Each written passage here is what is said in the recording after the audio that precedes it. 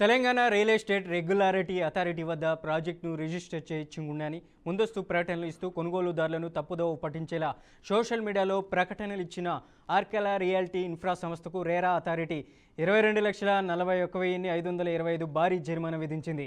ఇక real estate regulation అలాగే development చట్టం 2016 ప్రకారం 500 చదరపు మీటర్లు 8 యూనిట్లకు మించిన ఏ రియల్ ఎస్టేట్ ప్రాజెక్ట్ అయినా అవసరమైన అన్ని అనుమతులను పొందిన తర్వాత తెలంగాణ రేరా వద్ద తప్పనిసరిగా రిజిస్ట్రేషన్ చేసుకోవాలి.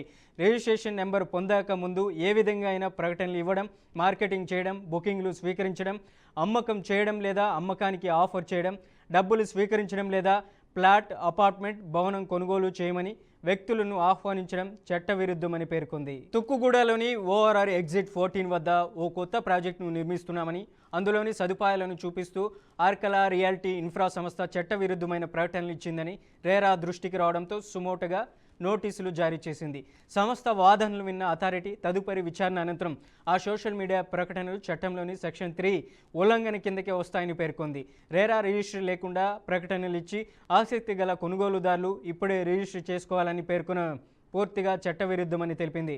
రేరాలో ప్రాజెక్టు రిజిస్టర్ చేసుకునేంత వరకు తదుపరి ప్రకటనలు ఇవ్వొద్దని ఆదేశాలు జారీ చేసింది. రేరా రిజిస్ట్రేషన్ నెంబర్ లేని ప్రకటనలు నమ్మొద్దని, అలాంటి ప్రకటనలు కనిపిస్తే 04029394972 నెంబర్కి కాల్ చేయాలని, వాట్సాప్ ద్వారా అయితే 900000006301 ఇమెయిల్ ద్వారా రేరా దృష్టికి తీసుకురావాలని ఇల్లు లేదా ఫ్లాట్ కొనుగోలుదారులకు రేరా అథారిటీ సూచనలు చేసింది.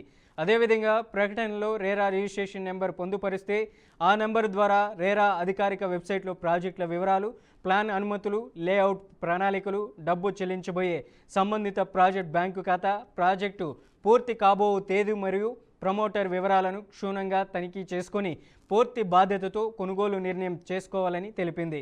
మరోవైపు రేరా రిజిస్ట్రేషన్ లేకుండా నిబంధనలకు విరుద్ధంగా ప్రకటనలు ఇచ్చే రియల్ ఎస్టేట్ ఏజెంట్లు, అడ్వైజింగ్ ఏజెన్సీలపైన చట్టపరమైన చర్యలు తీసుకుంటామని అథారిటీ హెచ్చరించింది.